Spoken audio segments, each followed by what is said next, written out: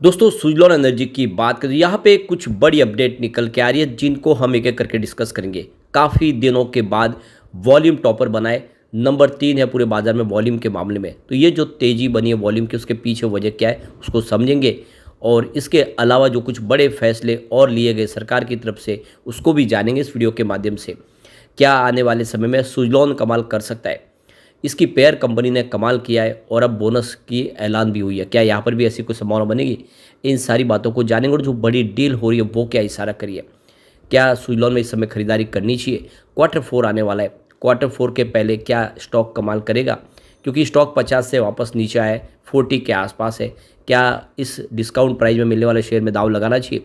लेकिन फ्रेंड, उससे पहले अगर आप पहली बार हमारे चैनल पे आए तो चैनल को सब्सक्राइब कर दीजिए, एक बेल आइकॉन दबा दीजिए ताकि जब भी नया वीडियो बने पहला नोटिफिकेशन आपको मिले। वीडियो पसंद आए तो लाइक से जरूर कीजिए। चलो फ्रेंड्स, वीडियो स्टार्ट करते हैं। मैं हूँ आपका दोस्त SB दवे और हमारे अपने चैनल ऑनलाइन कमाई में आपका बहुत बहुत स्वागत है। तो सबसे पहले सुजलॉन एनर्जी के कारोबार की बात कर ले तो देख सकते हो कि आज स्टॉक की क्लोजिंग 41.60 पर रही, जहाँ पे 1.84% की तेजी देखने को मिली। लेकिन जो सबसे अच्छी बात है कि इंट्राडे में इसने 42 के लेवल को क्रॉस किया, यानी 42.10 का इसने हाई बनाया और जो लो है वो 40.55 का। तो काफ़ी अच्छा प्रदर्शन किया स्टॉक। फिर से देख सकते हो कि निचले लेवल पे गया था, लगभग 37 रुपये से इसने एक बाउंस बैक दिया और अब देख सकते हो कि 42 तक वापस पहुंचा है। तो काफ़ी अच्छा प्रदर्शन कर रहा है और निचले लेवल पे स्टॉक रुक नहीं रहा है। अब यहाँ पे जो इसके लिए जो सबसे बुरी खबर है कि एक दिन के बाद अब देखिए तो सुजलॉन एनर्जी को स्टेज 3 से फिर से स्टेज 4 में शिफ्ट कर दिया गया है। और ये आप समझ सकते हो कि क्यों फैसला ऐसा लिया गया, क्योंकि देख सकते हो कि ये जो स्टेज 4 में लिया गया तो इसके पीछे लेने की वजह ये होती है कि या तो अपर सर्किट लगता है स्टॉक के अंदर या फिर लोअर सर्किट लगता है, तब जाके उसको स्टेज 4 में आगे शिफ्ट किया जा सकता है। लेकिन हम यहाँ पे देख रहे हैं कि पिछले 4-5 दिन के ट्रेडिंग सेशन में जब से स्टेज 3 में लिया उसके बाद भी कोई अपर सर्किट लोअर सर्किट नहीं लगा। तो ऐसा क्यों फैसला किया? अब यहाँ पे आप देख ही सकते हो कि 15 अप्रैल को स्टॉक 40.75 के आसपास, जहाँ पे 3.3% की गिरावट हुई, यानी ना अपर सर्किट लगा ना लोअर सर्किट लगा। 16 अप्रैल की बात करें तो 40.50 के आसपास क्लोजिंग थी, जहाँ पे मात्र 0.6% की गिरावट हुई। 18 अप्रैल को स्टॉक 41.15 के आसपास आया, 1.6% की तेजी के साथ। 19 अप्रैल की बात करें तो क्लोजिंग 39.35 के आसपास, जहाँ पे 4.4% की तेज़ी बनी। और 22 अप्रैल की बात कर ले तो क्लोजिंग 40.85 के आसपास थी, जहाँ पे 3.8% की तेज़ी बनी। तो कहीं पर कोई अपर सर्किट भी नहीं लगा ना लोअर सर्किट लगा, उसके बावजूद भी इसको SM4 में क्यों डाला है स्टेज में? तो आप देख ही सकते हो कि ये बात तो क्लियरली है कि ना यहाँ पे अपर सर्किट लगा ना लोअर सर्किट लगा, उसके बावजूद भी इसको स्टेज 4 में वापस शिफ्ट किया। तो उसके पीछे क्या वॉल्यूम है, क्योंकि वॉल्यूम पिछले 2 दिन से बढ़ा है। ये आप देख सकते हो कि इसका वॉल्यूम 4 करोड़ के आसपास हुआ करता था, लेकिन कल इसका 8 करोड़ का वॉल्यूम हुआ था, वो 5 करोड़ की डिलीवरी उठाई गई थी। और ये समझ सकते हो स्टेज 3 में आने की वजह से इसमें आपको ये मौका मिला और डिलीवरी बेस्ड काम भी और साथ में इंट्राडे ट्रेडिंग भी हुई और वॉल्यूम इसके बढ़ा और आज भी 8 करोड़ का वॉल्यूम हुआ। लेकिन अब जैसे कि फिर से स्टेज 4 में शिफ्ट कर दिया गया है तो ये वॉल्यूम भी घटेगा। तो इससे तो ज़्यादा वॉल्यूम ऑलरेडी काफ़ी समय से यस बैंक का हो रहा है, वोडाफोन आइडिया हो रहा है, बाकी और बहुत सारे शेयरों के हो रहा है। तो ये कोई ज़्यादा वॉल्यूम तो नहीं है। तो ये जो ASM स्टेज 4 में डाला गया इसकी वजह से सुजलॉन में फिर से दबाव की संभावना बन सकती है।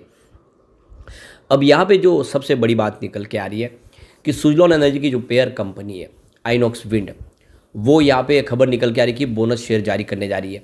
और स्टॉक ने भी शानदार प्रदर्शन किया, करीब 462% का एक साल में इसने रिटर्न दे दिया है। और ये बिल्कुल पेयर कंपनी है, कंप्यूटर कंपनी है, दोनों ही इस सेक्टर में तेज़ी से कारोबार आगे बढ़ा रही है।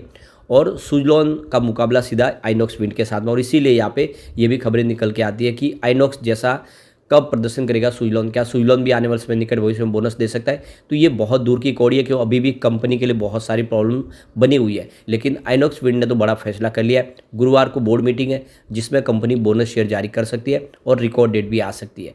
तो यहाँ पे खबर ने जगह बनाई है और आप देख सकते हो कि ये स्टॉक ने ज़बरदस्त रिटर्न भी दिया है। दूसरे पेयर कंपनियों की तुलना में सुजलॉन के मुकाबले भी इसका रिटर्न है वो ज़्यादा है और लगातार अच्छा रिटर्न भी दिया और बोनस भी देने जा रही है। तो कुल मिला के देख सकते हो कि इसको लेकर अपेक्षा जगती है कि क्या सुजलॉन भी ऐसा कभी बोनस देगी। तो उसके लिए हमें थोड़ा इंतजार तो करना होगा। अब इसके बीच में जो बड़ी अपडेट निकल के आ रही है तो तमिलनाडु अगर आप देखें तो पीछे रह गया गुजरात से विंड एनर्जी सेक्टर में। और अब तमिलनाडु ने फिर से कमर कस लिया कि उसको आगे निकलना है। एटलीस्ट कम से कम 3000 मेगावाट की एडिशनल कैपेसिटी ऐड की जा सकती है, लेकिन बहुत सारी प्रॉब्लम है, बहुत सारे पॉलिसीज़ के अंदर बदलाव करने होंगे। इसके अलावा जो ओल्ड साइट्स है, जो पहले से विंड टर्बाइन लगी हुई है 1990 के आसपास, 1980 के आसपास, उनका क्या किया जाए, उनके लिए कोई बदलाव किया, उनको फिर से रिपावर किया जाए, उनको बदला जाए या फिर उनको रिपेयरिंग किया जाए। इसके लिए यहाँ पे देख लो कि तमिलनाडु ने तैयारी कर ली है। पिछले साल ही गुजरात ने तमिलनाडु को पीछे किया और हाईएस्ट इंस्टॉल कैपेसिटी पाई है। तो फिलहाल गुजरात की इंस्टॉल कैपेसिटी देखें तो 10,415 मेगावाट के आसपास है, जबकि तमिलनाडु की अगर देखें तो 10,124 मेगावाट के आसपास है। और पिछले साल सिर्फ 300 मेगावाट की कैपेसिटी ऐड की गई है तमिलनाडु में, जबकि 3000 मेगावाट की यहाँ पे पोटेंशियल संभावना बनी हुई है। अब यहाँ पे जो सवाल निकल के आ रहे हैं कि 1980 और 1990 में जो विंड टरबाइन लगाए गए वो बहुत पुराने हो गए, आउटडेटेड हो गए, वहाँ से बराबर इलेक्ट्रिसिटी जनरेट नहीं हो पा रहा है, उनको या तो बदला जाए, उनको रिपेयरिंग किया जाए। इसके लिए कोशिशें शुरू हो गई है।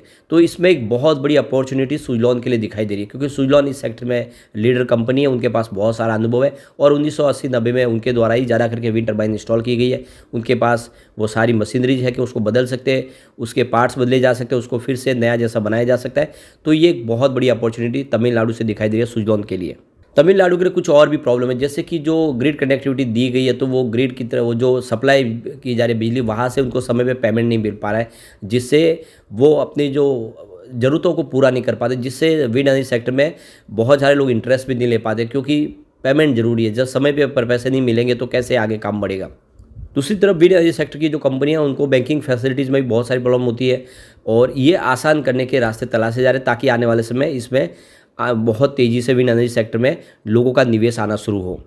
एक और बड़ी अपडेट निकल के आ रही है, देख सकते हो कि ये national institute of wind energy की तरफ से जो रिपोर्ट जारी की है, जिसमें कहा गया इंडिया के अंदर वो पोटेंशियल है कि 71 गीगावाट की ऑफशोर विंड कैपेसिटी पाई जा सकती है, लेकिन इंडिया फिलहाल सिर्फ 4 गीगावाट के ही टेंडर जारी करने जा रहे हैं और ये बहुत कम है, इसमें और तेज़ी लाने की ज़रूरत है। तो इस टेंडर के माध्यम से जो बिजली का निर्माण होगा, 4 गीगावाट के जो टेंडर है, वो इलेक्ट्रिसिटी जो जनरेट होगी वो डायरेक्ट ऑफशोर प्लांट से सीधा डायरेक्टली कंज्यूमर को सप्लाई की जाएगी, जिसमें जो बड़ी इंडस्ट्रीज है उनको सप्लाई की जाएगी। लेकिन यहाँ पे जो सबसे बड़े चैलेंजेस है कि जो ग्रिड कनेक्टिविटी है वो अभी तक पूरी तरह से उसको बना नहीं पाए और एक ग्रिड से दूसरी ग्रिड पे जो बिजली को ट्रांसफ़र करना वो कर नहीं पा रहे। पॉलिसीज बहुत सारी आउटडेटेड है, जिसकी वजह से और भी यहाँ पे इन्वेस्टमेंट नहीं आ पा रहा और ज़्यादा करके लोग निवेश करने के लिए सोच भी नहीं रहे। तो और साथ में जो लोकल मैन्युफैक्चरिंग है उनको भी बूस्ट देने की ज़रूरत है, उनको लिए सब्सिडी देने की ज़रूरत है। तो ये जो सारी प्रॉब्लम का निपटारा किया जाए तो यहाँ पे बहुत तेज़ी से विंड एनर्जी सेक्टर में इंस्टॉल कैपेसिटी बढ़ सकती है और इसके लिए सरकार कोशिश भी कर रही है। आने वाले समय संभावना पॉजिटिव बनेगी तो सुजलॉन को इसका बेनिफिट हो सकता है। अब चलते हैं कुछ बड़ी डील की तरफ। जो डील क्या इशारा करी, तो सुबह 9:17 पर 39.70 की प्राइस से 4,16,000 शेयरों की खरीदारी हुई। फिर 12:29 पर 40.75 की प्राइस से 5,65,000 शेयरों की खरीदारी और हुई। उसके बाद 1:12 पर 41 की प्राइस से 8,37,000 शेयरों की बड़ी खरीदारी हुई। उसके बाद 1:16 पर 41.30 की प्राइस से यहाँ पे 22,61,000 शेयरों की बम्पर खरीदारी हुई। तो फिर 1:17 पर 41.30 की प्राइस से 16,08,000 शेयरों की एक ज़बरदस्त खरीदारी और हुई, यानी किसी बड़े फंड हाउस ने जम के खरीदारी की है 1:15 बजे के आसपास। उसके बाद 1:31 पर 41.10 की प्राइस से यहाँ पे देख लो कि 5,21,000 शेयरों की एक बिकवाली हुई। उसके बाद 2:31 पर 40.75 की प्राइस से 11,58,000 शेयरों की एक बिकवाली और हुई। फिर 1:32 पर 42 की प्राइस से 5,15,000 शेयरों की खरीदारी हुई। तो 1:32 उसी समय 41.90 की प्राइस से 5,03,000 शेयरों की फिर से बिकवाली हुई। और फिर 3:28 पर 41.55 की प्राइस से 4,06,000 शेयरों की एक बिकवाली और हुई। तो जो बाजार खुलने के समय जो बिकवाली, उसकी वजह से थोड़ा सा स्टॉक दबाव में आया, थोड़ा नीचे आया, लेकिन फिर भी आप देख सकते हो स्टॉक काफ़ी अच्छा लग रहा है, 40 के ऊपर ही ट्रेड कर रहा है और काफ़ी समय के बाद आप देख सकते हो कि स्टॉक लगातार नीचे भी जा रहा था, वहाँ से एक बाउंस बैक देता है। खरीदारी का ये अच्छा मौका है, 40 के आसपास खरीदारी करनी चाहिए। आने वाले समय सुजलॉन आपको ज़बरदस्त रिटर्न दे सकता है।